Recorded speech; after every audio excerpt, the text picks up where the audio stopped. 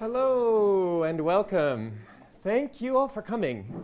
This is super exciting. This is the biggest Kellogg LGBTQ History Month lecture we've had yet, and it's the best possible thing for a college to be able to convene people together, especially in celebration of something that's so valuable to us, which is LGBTQ history. So thank you all for braving the cold. If you were like me, I couldn't feel my face for about 15 minutes after arriving here. So hopefully, as you thaw, we'll be able to entertain you and enrich your minds. So I know that you're not here to listen to me speak, so I'll keep my remarks as brief as possible. For those of you who know me, you know that's how challenging that is for me to stay brief. Those of you who don't know me, my name is Max Van Cleek. I'm Associate Professor of Human-Computer Interaction, blah, blah, blah, computer science. And I'm also LGBTQ Fellow of the college here, of Kellogg. I'm also, for my sins, the senior member/mentor for the Oxford OU LGBTQ Society, which is this incredible society that's even older than I am, celebrating its 51st year of existence, since it was founded as a loose group of students talking about gay sock in the early 1970s. So we have incredible LGBTQ history even at this university. Before we get started, a couple matters of housekeeping. One, this session is being recorded, and after the session, it will be put on the Kellogg website, I believe. So please observe this, and if you do not wish to be captured in digital form, then I would avoid this cone right here, which is the digital capture zone. And yes, also we will be holding a Q&A session after Alexandra's talk, and so if you would not mind holding your questions and comments until the end, that would be wonderful. So we'll have plenty of time to do that at the end. The second matter of housekeeping is I'm going to thank Kellogg College, all of the events organizers, everybody behind the scenes, making it possible to hold this event, and especially for a last minute, due to the incredible popularity of this event, changing locations from the Mobby Room to the largest place we have in the college to host an event, which is here, the hub. So thank you to the team. And finally, before I introduce our wonderful speaker, like I said, I'm keeping this brief, I wanted to remind us what LGBTQ History Month is. So it's a month-long observation, as you might guess from the name, of the history of the civil rights of lesbian, gay, bisexual, transgender people, as well as all of those whose gender expressions and sexualities fall outside traditional norms. It is observed in at least 6 countries internationally, which isn't a great many number, but in the UK, LGBTQ History Month is celebrated each February, coinciding with the anniversary of the first attempt to repeal Section 28. And it is also in line with the passing of the Employment Equality Sexual Orientation Regulations in 2003, which ensured protection from discrimination in employment based upon sexual orientation. So in general, History Month is a means of raising awareness and combating prejudice relating to the LGBTQ plus community while celebrating our achievements and diversity and making us more visible. This year's theme, which was set by the charity Schools Out, is Art and Activism, Social Change Through the Centuries. And this is an incredibly great theme for our speaker tonight, and you'll see in a minute. But from the Schools Out website, I quote, "From BC to AD, LGBTQ people have existed. Over the past 20 years, since the first History Month in 2005, we have highlighted the incredible things that LGBTQ people have done throughout history, a history that extends much farther back from Section 28, in fact, to the dawn of human civilization." And in this incredible theme, we have a wonderful speaker this year.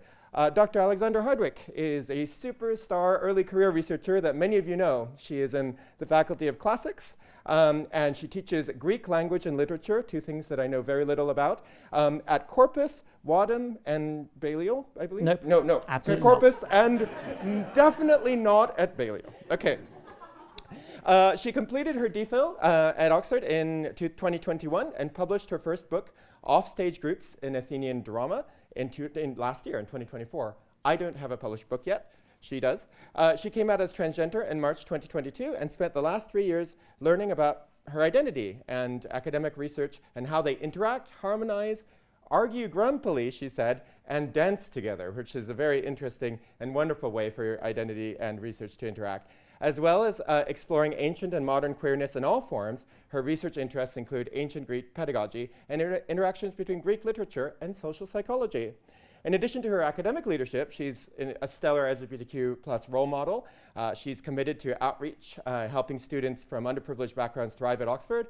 She's participated in helping Opportunity Oxford, endless summer schools, and running outreach sessions in primary and secondary schools. She welcomes opportunities to give classics-related talks in schools, especially those without a history of studying ancient Greece and Rome. I come from an American school system. I had no exposure to ancient Greek classics in Rome in my school system, so I really would have loved you to come teach us a little bit about it. Her talk today is themed, as you can see, Queerness and Monsters from Antiquity to Today. And without further ado, I would love to allow her to tell you all about that. So please join me in welcoming Dr. Alexandra Hardwick.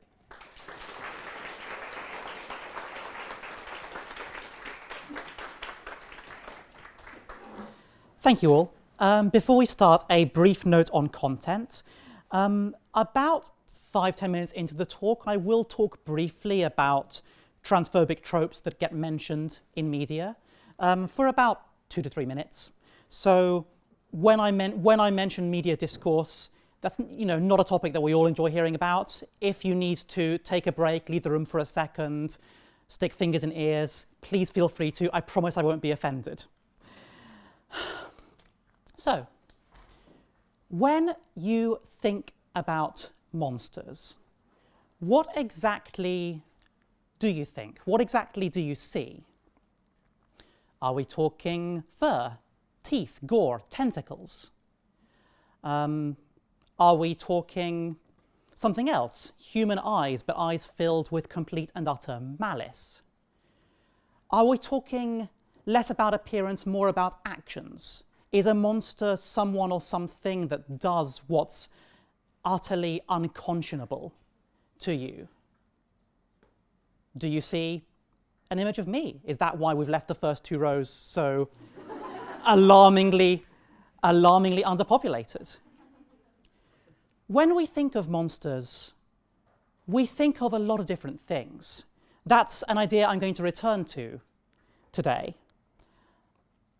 The original root of the word, monstrum in Latin, comes from the verb moneo, I warn, I show. Monsters are things that presage something, that demonstrate, same derivation, something important. I don't terribly care for that.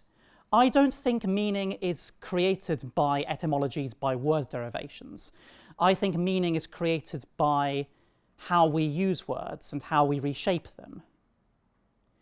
How I come to this question, how I come to this topic, is from the position of someone who exists at sometimes a fairly oblique angle to other parts of the world. I am an openly trans woman, and that's something that, if you spend a little bit of time around me, even if I don't mention it, something that's quite visible, something that's not too difficult to learn or figure out about me. Visibility is complicated. Visibility is difficult sometimes. It often feels immensely powerful to walk the streets knowing that your history is engraved visibly in your face and in your body. The history of an identity you crafted and shaped and loved. Sometimes it's kind of a burden. Sometimes you would really just not be noticed. You would really just rather quietly live your existence. Sometimes you're just taking your shopping home. It's complicated for me, particularly as a teacher. As I introduce and guide my students through a new and complicated concept, I am frequently aware that to many, I myself am a new and a complicated concept. Many students have not been taught by anyone trans, have perhaps not encountered anyone transgender in their professional life so far. To many of my students, equally, it's the most normal and natural and forgettable thing in the world, which is great, and I hope to continue normalizing that. Being visible affects some trans people more than others. Depending on the exact shape of our body, some of us have more of a choice about it. For others, visibility is inevitable. It affects us in different ways depending on our age, our race, our class, the job in which we work, the circles in which we move. My experience of being visible as a trans person is tied closely to my identity as a young professional white woman with an accent about as Oxford as they come. Many trans people across the world do not have the privilege, the joy, the burden sometimes of being visible, allowing themselves to be visible in relative safety. I emphasize relative safety. Ultimately, I cannot speak for everyone's experiences of what it means to be seen on the street, in working life, in social life, and looked at with expressions of admiration, confusion, respect, fear, disgust, utter joy. When I meditate on the experience of being visible, I meditate only on my own experience. I can only talk from the perspective of a trans woman. A trans man's experience may differ. And part of what leads me to this topic is that media discourse, public conversation, when it views trans people, often wants to make them visible, yes, but visible as monsters. Toxic discourse on trans women in sports, for example, encourages people to imagine us as a sort of threatening mass of muscles, a body that doesn't fit and therefore threatens others, as if elite professional sports doesn't exist specifically to celebrate unusual bodies. In television and in film, trans people are often anything from a sexual jump scare to an actual supposed threat. Sometimes the cute woman that the protagonist is making out with, shock, horror, alarm, has a penis. At other times, the idea of a sort of suppressed transness creating a serial killer is central to the film The Silence of the Lambs. I'm not going to talk at length about this. It's not what we're here for. The 2020 documentary Disclosure, by the way, is very good at this. It platforms a lot of trans scholars and charts the history of trans representation, both negative and positive, in media up to today. So that's a good place to go for more detail on this topic. It affects my own lived experience too. When I first tried coming out as trans to my birth family, they begged me to keep this private as a sort of backdoors fetish. They wanted me to conceal this as one would a midnight transformation or a really inconvenient tentacle, for example. So I guess that is the starting point for this lecture. How are we to respond when public discourse turns our identity into monstrosity? And I think you've probably had enough chance to admire this very goth title slide. One answer to that question, how are we to respond, was formulated by Susan Stryker in her excellent piece, My Words to Victor Frankenstein, Above the Village of Chamounix. And she tried to answer this very question. She drew parallels between her own experience as a transgender woman and the creature created in Shelley's novel by Dr. Frankenstein. Stryker used this as a way both to proclaim and to reclaim the so-called unnaturalness of her transsexual body, which she described as flesh torn apart and sewn together again in a shape other than that in which it was born. Using this, she explores and expresses the rage she feels. She resists the way the medical world tries to define her and tries to label her.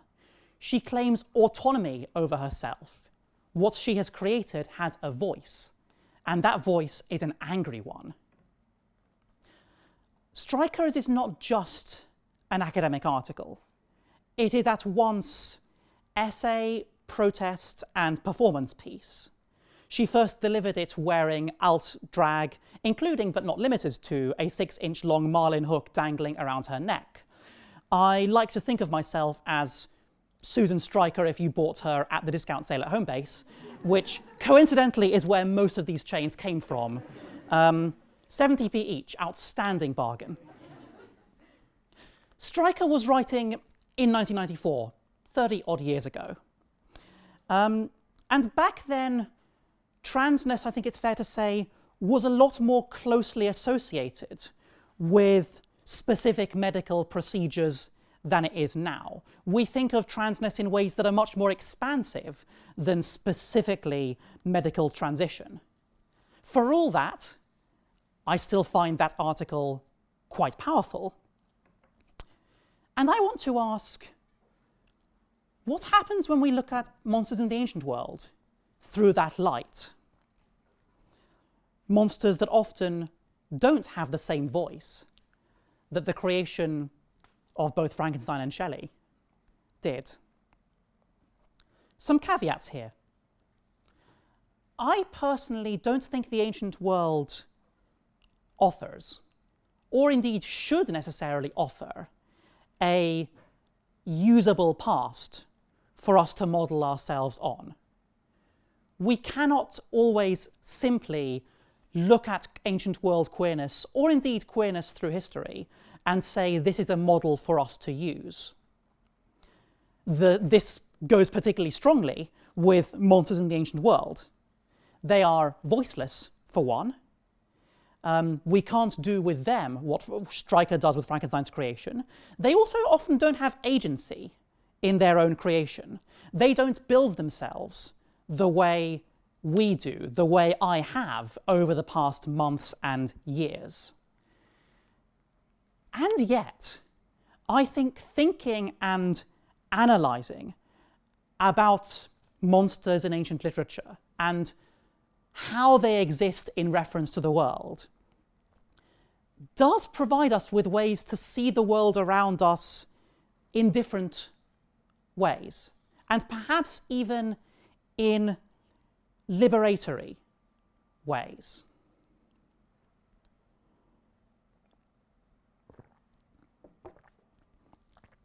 So what do monsters do exactly? One thing they do is alter geography. They change the world around them.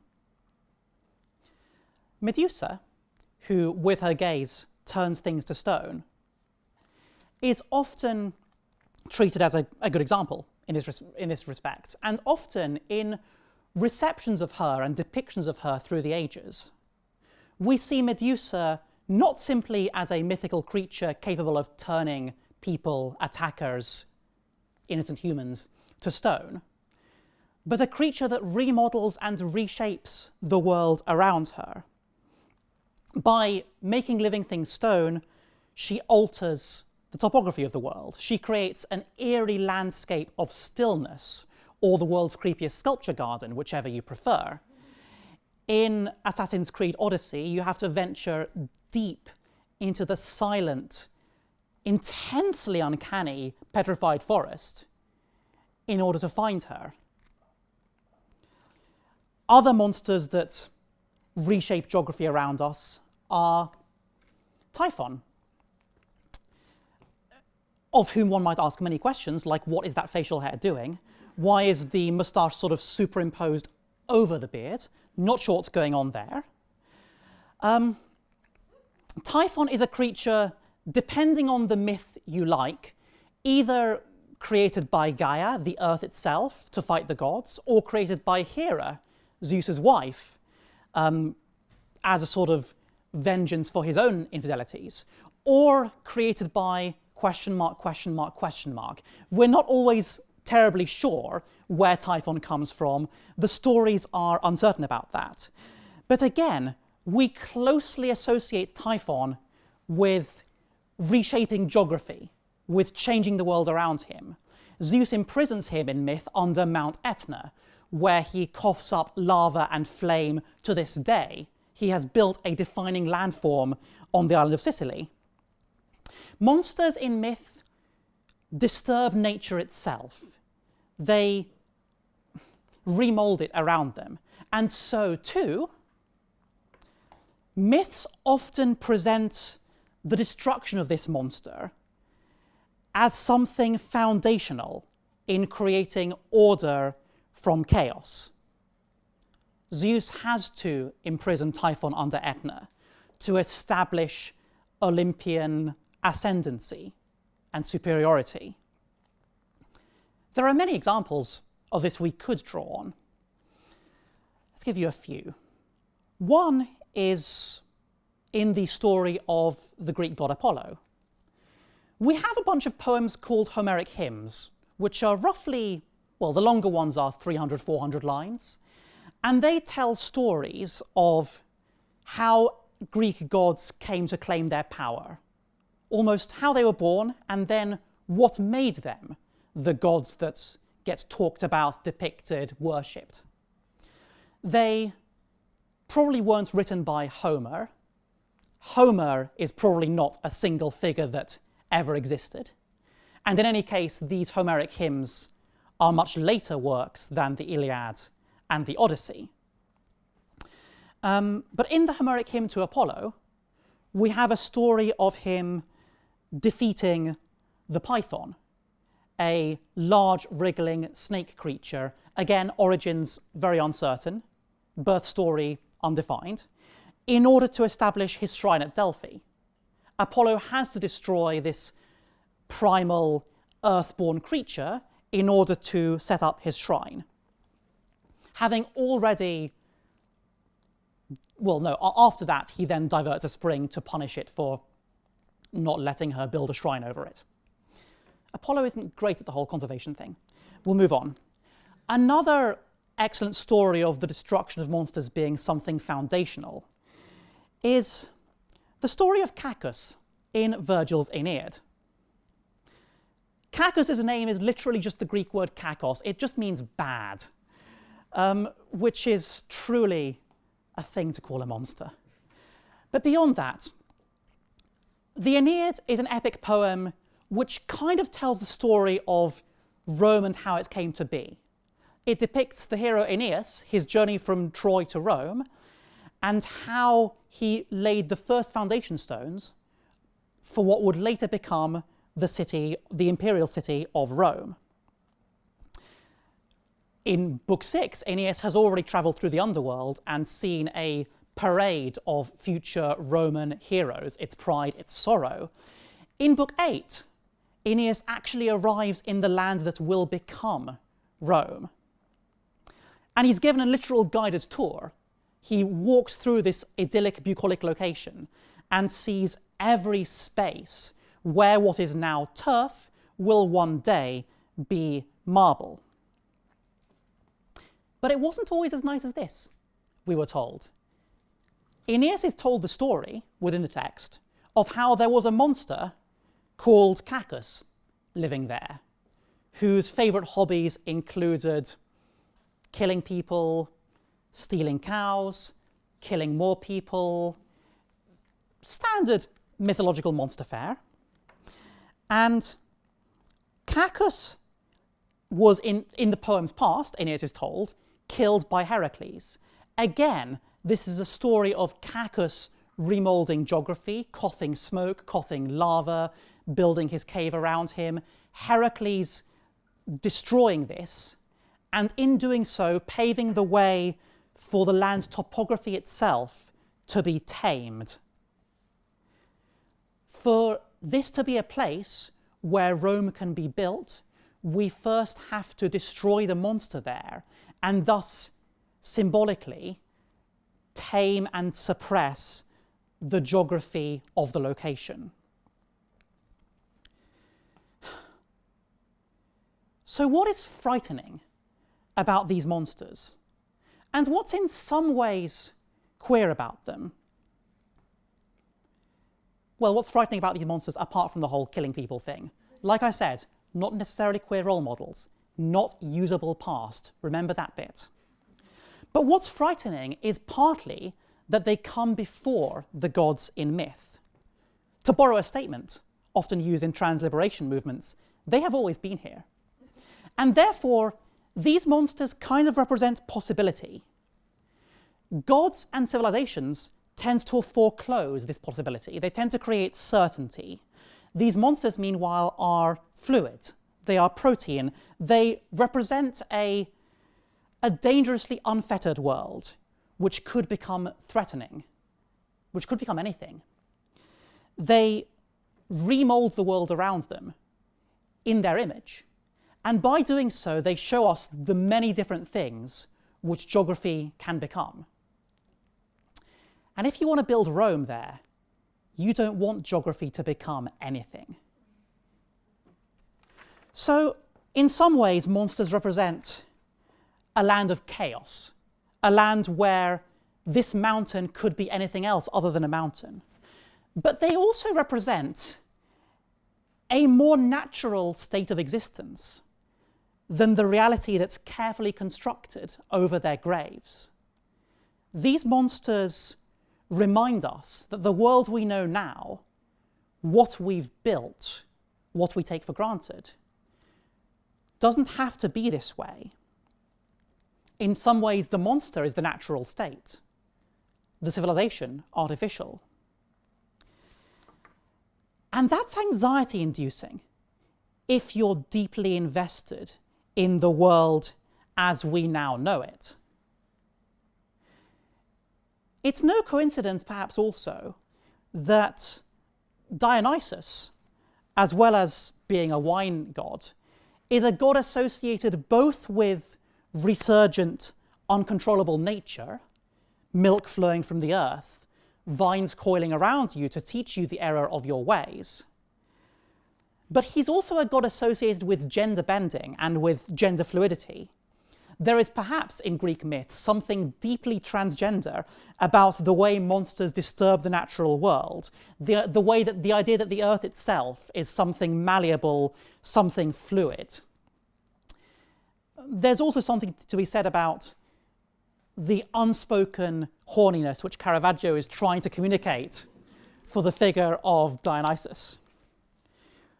But I'm not an art historian, so we'll move beyond that, sadly. These monsters don't get a voice, crucially. It's Apollo who says to Python, "You must die in order for my temple to be built here." Cacus has no real objection to some local roadworks as Rome gets constructed. He's not allowed to. He gets killed long before that can happen. Some of these monsters have a creation story. Typhon, like I said. Medusa. Others do not. Others are much more primal, much more pre-divine, pre-human in the way myth constructs them. But I want to talk now about a different type of monster. I want to talk about monsters that aren't depicted as primal, earthborn, and aren't therefore automatically more natural than the civilization and order that myth has created above them. I want to talk a lot more about monsters that have a creation story of their own. And I want to talk about the Minotaur. The Minotaur, a half-bull, half-human creature, is partly a reminder about what I said. The past is not directly usable.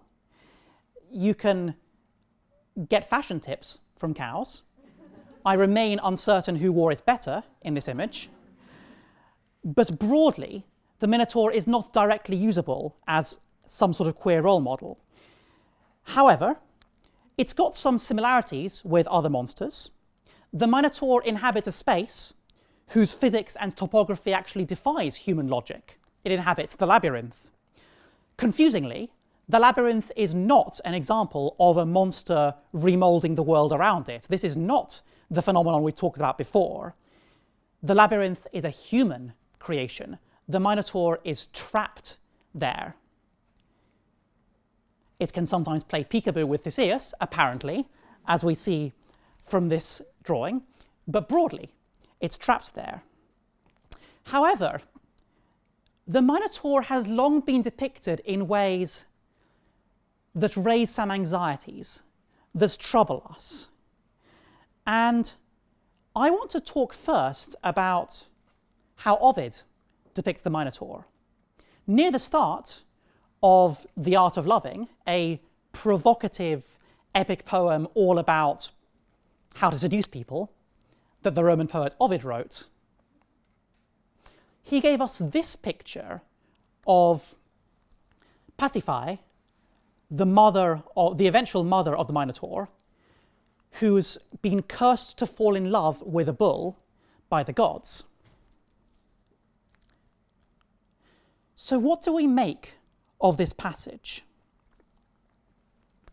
Partly, the sheer transness of looking in the mirror and wishing your body was different.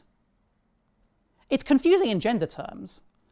Pasiphae not only looks in the mirror and tries to see herself as a cow, but seems to try to see herself as a male cow, as a bull. She wishes that horns were growing from her forehead in Ovid's treatment. Again, the Minotaur doesn't yet exist, but its future existence already sort of creates category difficulties. It creates a woman who not only is in love with an animal, but also wishes her own body were different to suit that. The passage quickly descends into the grotesque.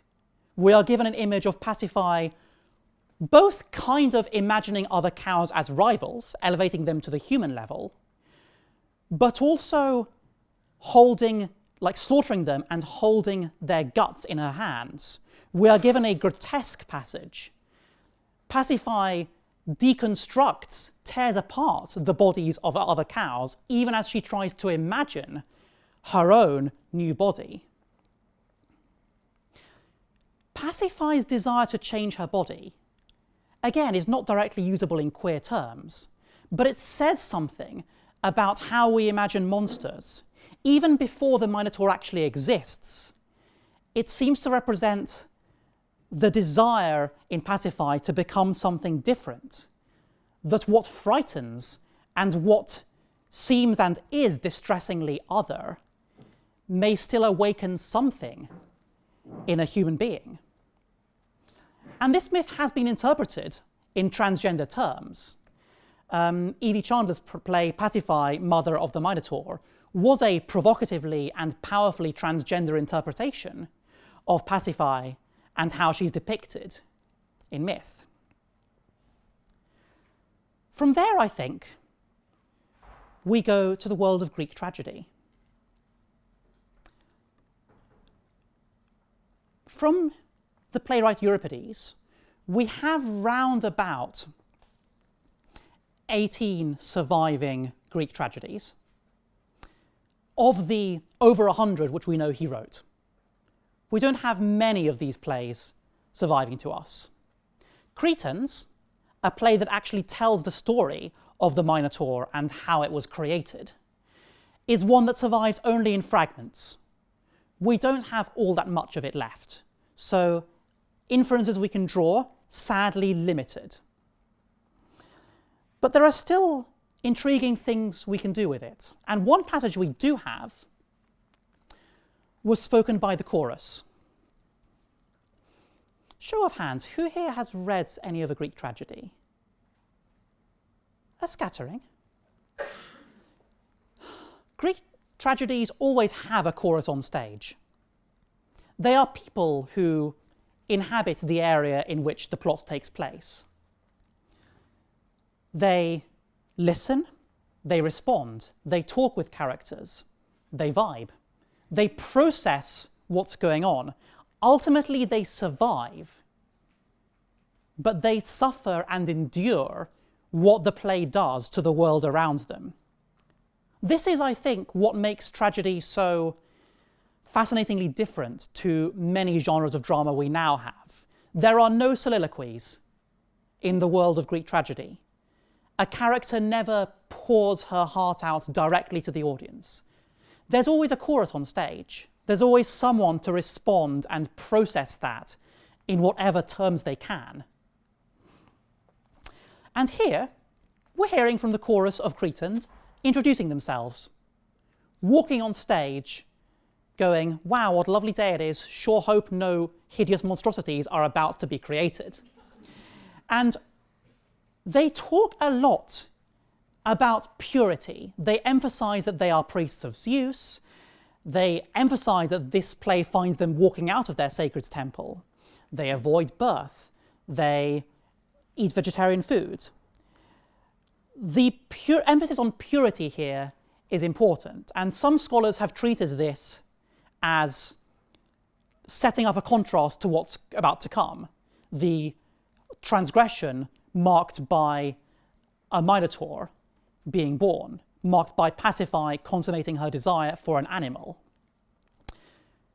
Other scholars have pointed out that the emphasis on purity here is perhaps unsettling, that in the ancient Greek world, both eating raw meat and pure ascetic vegetarianism are seen as transgressions against some kind of norm. What you're meant to do is eat meat, make sacrifices. So somehow the purity that the chorus are so proud of is in itself being constructed as unnatural, being constructed as transgressive in its own way. But there's more going on here. What's going on with their temple being made out of glue from a bull's hide? In a play that's all about the birth of a creature that's half human, half bull, this image has to resonate with the audience, surely. It partly suggests that this world is built on the sufferings of monsters, that what's about to be created is somehow a reflection of the world in which the chorus lives. It startlingly transgresses against that world, sure, but it's also somehow part of it. It's also somehow troublingly the very mortar of which their temple is built. So I think this passage does a lot of things. Does a lot of troubling things, in fact. It suggests, lightly, that the transgression that the chorus is about to encounter is more built into their world than they would like it to be. But it also draws attention to how weird this ascetic Cretan culture is. That their natural lifestyle is in fact not natural. It's constructed. It's a thing they've devised. It's in its own ways as weird and unnatural as the lust Pasiphae feels and the creature that this lust will create.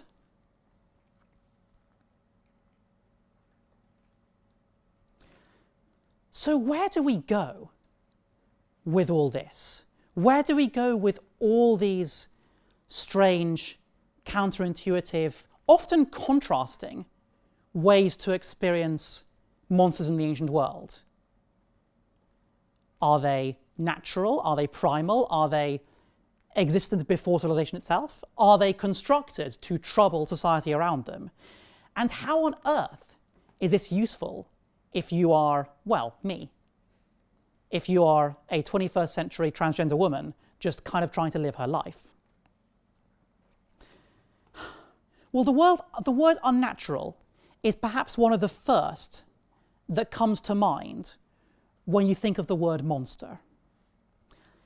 I think it's strange then that in ancient Greek and Roman literature, monsters are often the most natural thing in the world, existing before the world around them did, but reshaping that world. They are that world in its most primal form. They are the fluidity, the flexibility, the horrifying chaos that existed before the order and neatness around us was built where they once stood. What's frightening about monsters is they remind us the world can be anything. The world as we know it now is an artificial construction. More than that, the world around us is a choice. I happen to think often a pretty bad choice. Sometimes literary monsters aren't more ancient than the world around us. Sometimes they're the minotaur, created in ways that are horrifying and traumatic and involuntary. But even then, they remind us that the glue of their bodies is the mortar in our civilization, that trying to be pure or natural sometimes just makes us monstrous in our own ways. The chorus of Cretans and other characters in the Minotaur myth hardly come across as less monstrous than the Minotaur does itself. So is this all an excuse to appear in an outfit that's mostly acquired from a home-based clothing down sale? After all, I crucially lack the power to vomit ash or lava. I can't remold geography in any meaningful sense. Most trans people I know struggle to produce a convincing sandcastle, even. But crucially, I did come up with this body. And this body, like any body that exists against the norm, shows us that the world as it is, a world perhaps of neat two-person relationships, a world perhaps in which the body in which you're born defines the way you express yourself, is also something we came up with. It's also an artificial reality that we created. Trans creators love thinking like this. The Wachowski sisters in The Matrix, the idea that all this world around us is somehow artificial.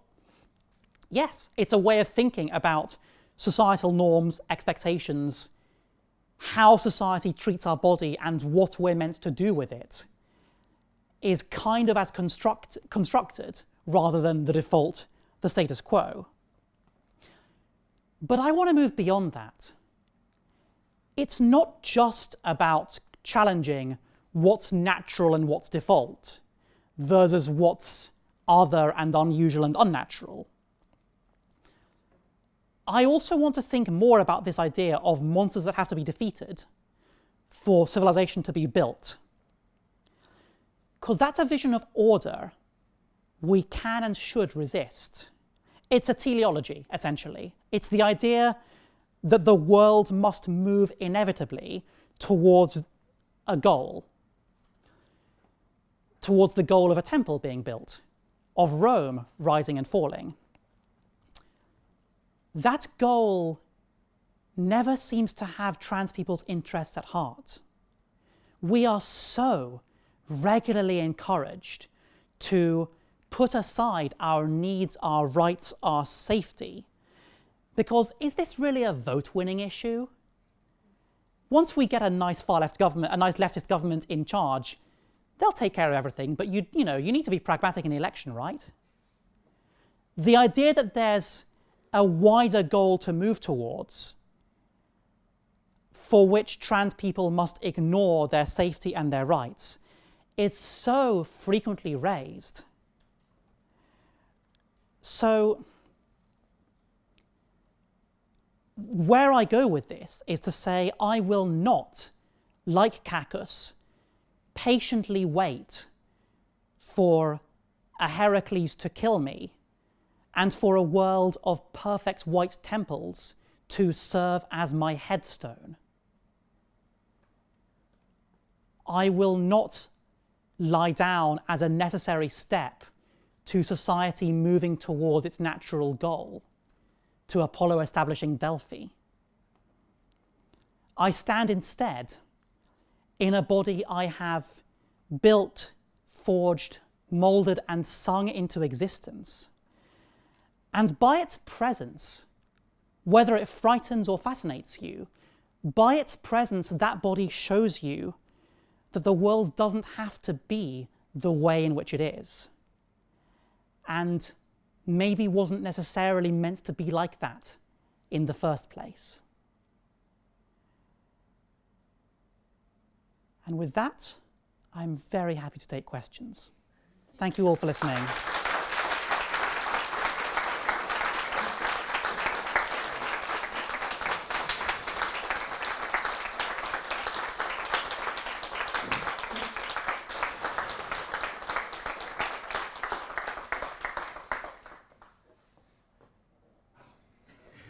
That wasn't a lecture. That was an entire experience. Thank you. In a good way? It was Thank you. we have a microphone here. Would anybody like to ask? Yes, we've got 2 microphones, so we can ask twice as many questions. Please, anybody. Gosh, that's louder than I thought. Right. I was really interested in what you said about naturalness, the idea of naturalness. Yes. First, when you were talking about monsters who are like more primordial or maybe prediscursive, appearing more natural than the civilization that stamps them out. Sure. And then what you said about at the end about the natural conclusion of things being deemed like that civilization and the founding of cities and so on. I wondered if you had any thoughts about, you know, how things are defined as natural or what regulations are sometimes put in place and then disguise themselves as being the natural way of things with regards to how trans people are perceived. That's a big question. That's a really, really big question. I mean, it's very ongoing. The ways in which, for example, gender binary and also the idea that bodies form a neat natural binary, for example. We're sold a regular idea that 2 genders and 2 types of body is a certain type of, is natural, when in reality that's built on ignoring the vast ways in which bodies can be made up, the history of normalization of intersex people, for example. So actually, yes, the idea that certain types of body are natural or unnatural is a pernicious, destructive one, and is built on people whose bodies differ from that, either being written out of history or in fact often being subjected to medical intervention. So you're right that the idea of naturalness and what it is does a lot of heavy lifting in anti-trans discourse. And I think that operates both on a sort of more civilization-wide level, but also in how bodies are treated. And I think they kind of intersect. Like I said, it's a big question, but that's one way into it. Thank you.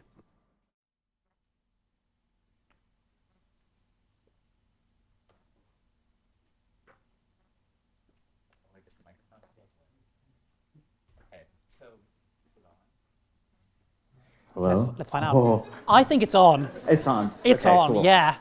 Okay, so thank you for that. I was really, really fascinated by what you had to say, and I just want to kind of invite you to talk more about it. Sure. Talking about Dionysus associated with not only unnatural geography, but also gender deviation. And one of the things I've found a lot in looking at like mythology and the Homeric hymns, whatnot, is that Dionysus, you know, something, kind of coming from the sort of ancient Near Eastern like tradition, and Yes. then what happens later after the Peloponnesian War and a bunch of slavery and things happen with the sort of effeminization of the barbarians and whatnot. I'm just really interested in what you might have to say in terms of people in antiquity taking this sort of concept of, you know, being something monstrous and being something deviating from the gender binary or the sexuality, you know, norms of the time, and applying that to actual people, you know, in that age. Good question.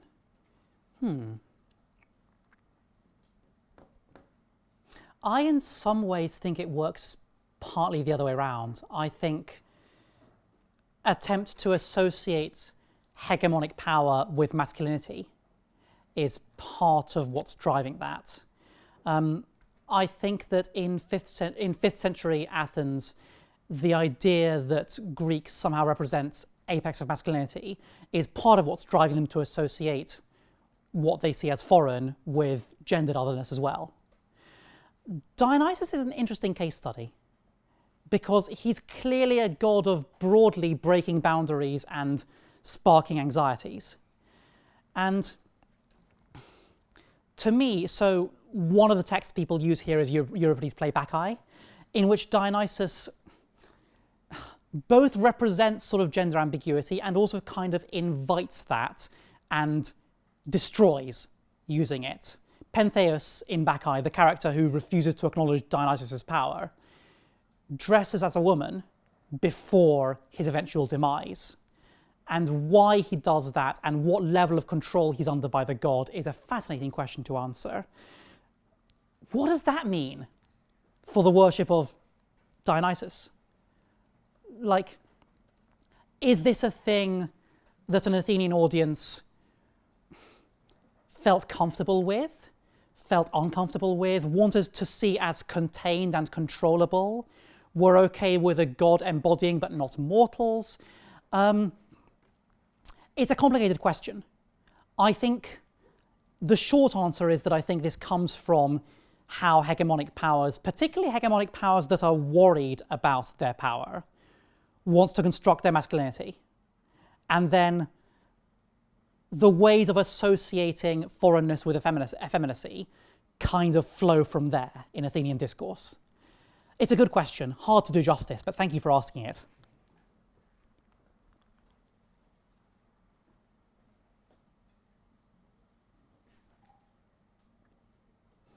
There was a hand, I think. No, I don't think there's anybody. Go ahead, please. Hi. So I think firstly my question, it's more of a comment, the first thing, which is that Yes. I've really spent a lot of time with ancient Indian mythology also, and there are so many monstrous figures there. Yes. And till now I've always looked at it from a lens of either being associated with somebody who is lower caste and how kind of that got solidified, or Sure. like tribals, and how forest spaces were cleared and they had to be subdued for civilization to take place. So thank you for opening this lens to look at the same thing from a trans perspective. I'm glad, thank you. My other question is, maybe I am wrong, but somewhere in ancient Greece and Rome, I read that bisexuality has more to do with who we would present day imagine as the birth of an intersex individual, and not exactly who you were attracted to sexually. Sure. But then when we have terms like hermaphrodite and we try to use them, I'm just asking, what is the politically correct way to use these terms when you're God. thinking of trans people in the ancient world? So intersex would be a totally different person from somebody who's trans, but I also don't want to kind of blur the boundaries. And so this is just a question of what is the correct way to approach these things. That's a really good question. And yes, there's a lot of discussion on, for example, the figure of Kinaidi and how to read them in modern sexual terms, and what precisely that means in terms of modern sexuality in ancient Rome.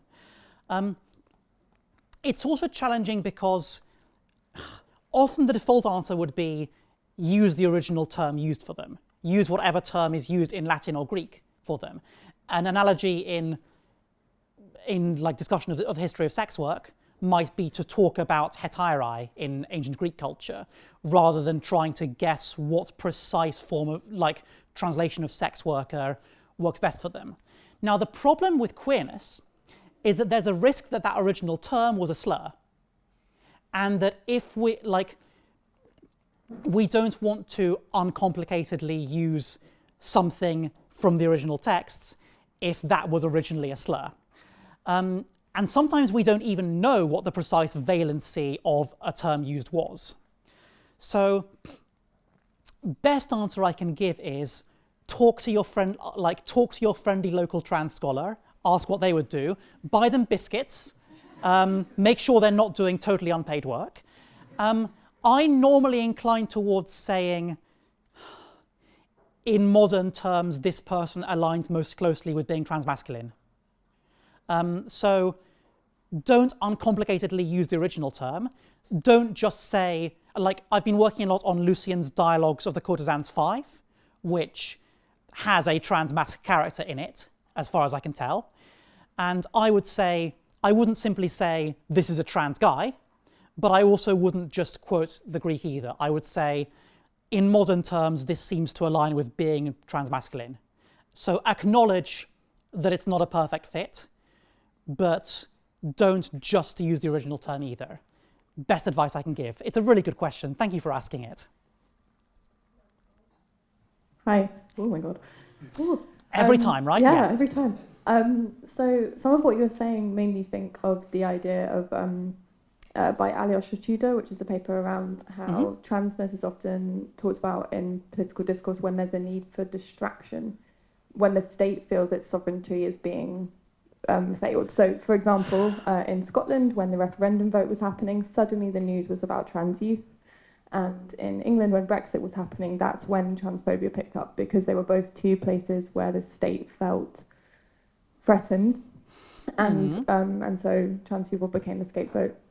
And I'm really curious if that lines up with some of what you were saying about monsters being foundational to the sovereignty of a state, or even the foundation of a state, and if there's any sort of connections there to that kind of idea of sovereignty and purity.